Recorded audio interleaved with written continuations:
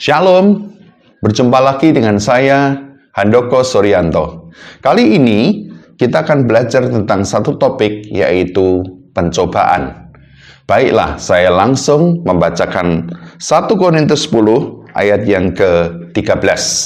Ada 4 hal yang kita akan pelajari dalam hal pencobaan ini. Sebelum nanti saya akan memberikan contoh, yaitu Tuhan Yesus sendiri yang dicobai di padang gurun. 1 Korintus 10 ayat yang ke-13. Demikian bunyi firman Tuhan. Pencobaan-pencobaan yang kamu alami ialah pencobaan-pencobaan biasa yang tidak melebihi kekuatan manusia.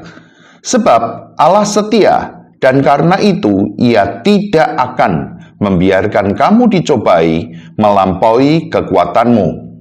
Pada waktu kamu dicobai, Ia akan memberikan kepadamu jalan keluar, sehingga kamu dapat menanggungnya.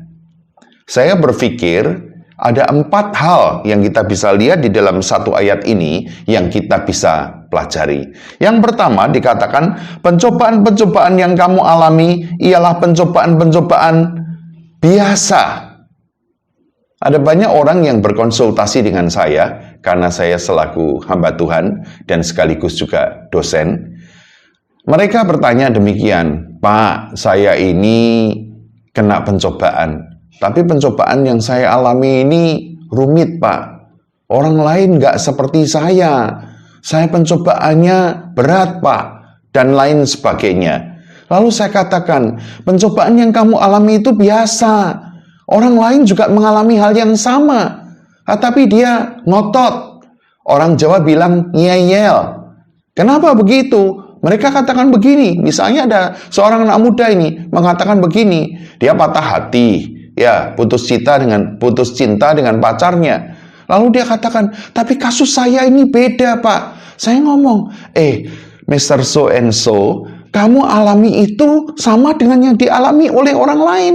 Orang lain juga putus cinta. Orang lain pernah putus cinta sama seperti kamu. Tapi dia tetap ngeyel. Oh Pak, atau Pak, saya ini berbeda. Kasus saya itu pelik, rumit, begini, begitu, dan lain sebagainya. Rekan-rekan muda, anak-anak muda yang sedang dilanda cinta. Kalau engkau putus cinta, saya kasih tahu, orang di seluruh dunia mengalami pencobaan yang sama. Kalau tidak, Alkitab tidak berkata demikian.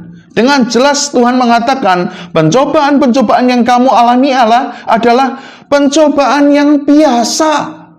Tidak ada sesuatu yang aneh. Tidak ada sesuatu yang berbeda. Yang berbeda mungkin adalah kalau kamu putus cinta dengan si A. Tapi orang lain putus cinta dengan si B. Atau orang lain lagi dengan si C. Bentuknya berbeda-beda. Tapi sebenarnya itu sama. Yang perlu kita ketahui bahwa pencobaan yang kita alami adalah pencobaan yang biasa.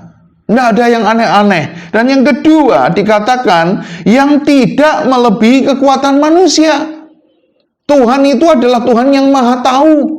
Dia ngerti kekuatan kita. Kalau kekuatan kita 10, maka sebenarnya Tuhan izinkan pencobaan itu maksimal 9. Sehingga kita masih punya sisa kekuatan untuk mengatasi masalah tersebut.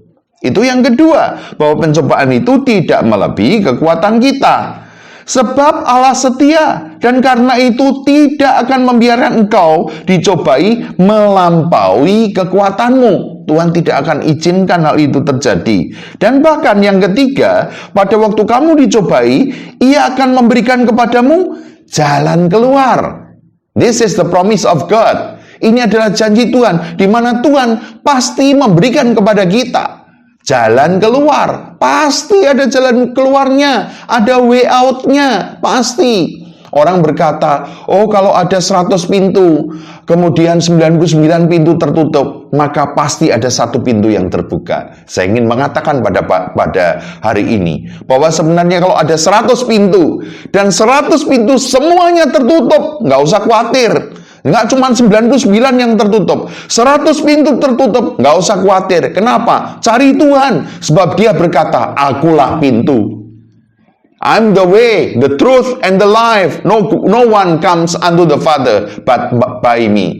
Tuhan berkata, akulah jalan dan kebenaran dan hidup. Tidak ada satu orang yang bisa sampai kepada Bapa kalau tidak melalui aku. Kata Tuhan, dia adalah jalan.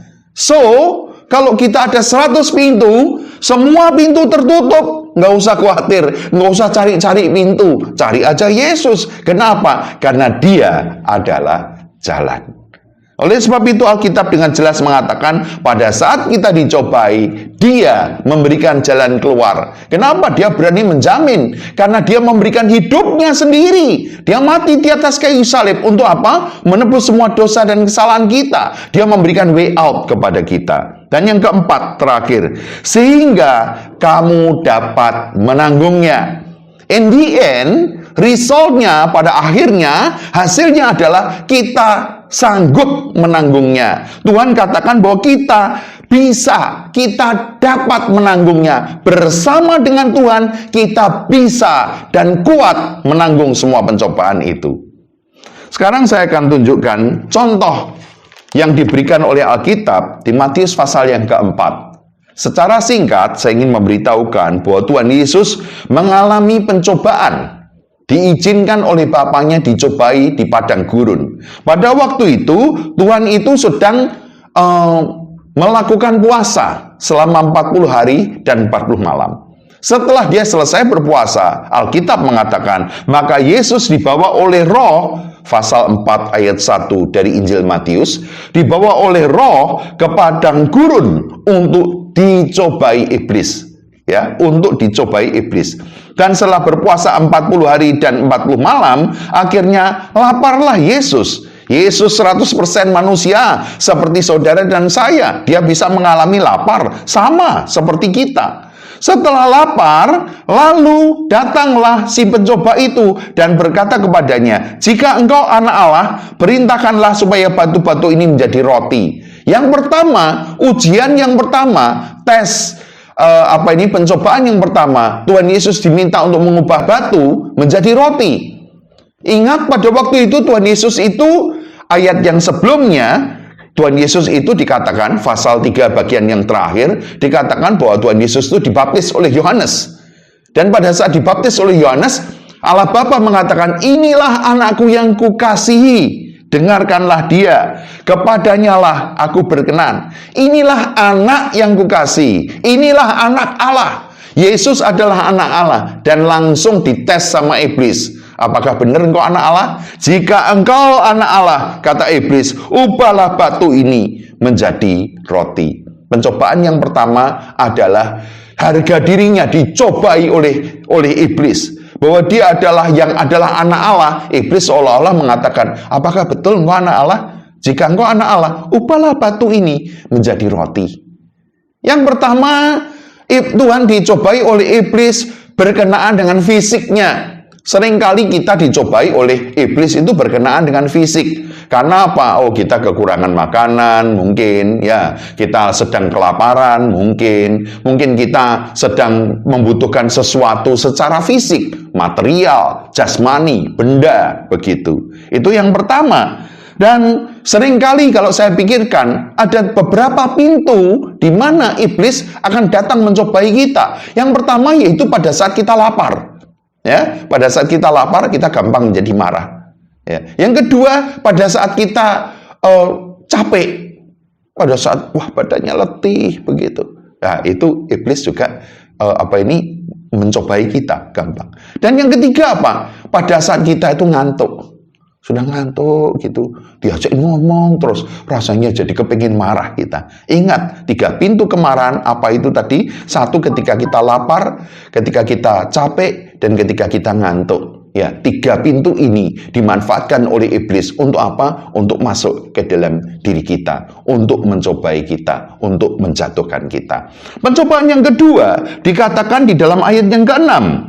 Lalu berkatalah ia kepadanya, jika engkau anak Allah, masih sama seperti yang pertama. Jika engkau anak Allah, ya, jatuhkanlah dirimu ke bawah, sebab ada tertulis mengenai engkau, ia akan memerintahkan malaikat-malaikatnya, dan mereka akan menatang atau menopang engkau di atas tangannya, supaya kakimu jangan terantuk kepada batu.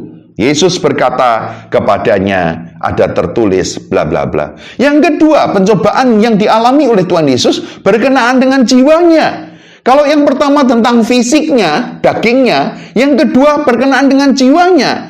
Jika engkau anak Allah, engkau izinkan malaikat menatang engkau dengan cara kamu menjatuhkan dirimu, maka maka malaikat akan menopang engkau. Jiwanya yang diancam. Ini adalah pencobaan yang kedua. Dan pencobaan yang ketiga dikatakan di ayat yang ke-9, dan berkata kepadanya, semuanya ini akan kuberikan kepadamu jika engkau sujud menyembah kepadaku.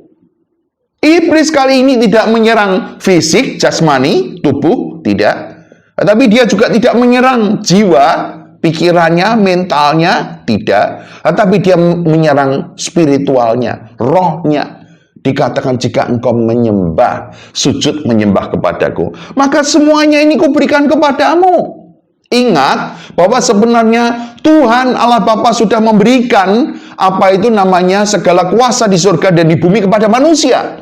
Tapi kemudian manusia melalui Adam dan Hawa jatuh ke dalam dosa. Disitulah semua kekuasaan yang diberikan oleh Tuhan Allah Bapa kepada manusia diambil alih oleh iblis. Dan inilah saatnya Yesus untuk mengambil alih kekuasaan itu. Dan iblis menawarkan cara mudah bagi Tuhan Yesus. Gimana? Kalau kamu mau, gampang caranya. Kamu sujud menyembah kepadaku, maka aku berikan semuanya ini kepadamu. Tapi Tuhan Yesus tahu proses yang harus dialami. Anak-anak mahasiswa di Universitas AGI, engkau harus diproses di sini selama 4 tahun.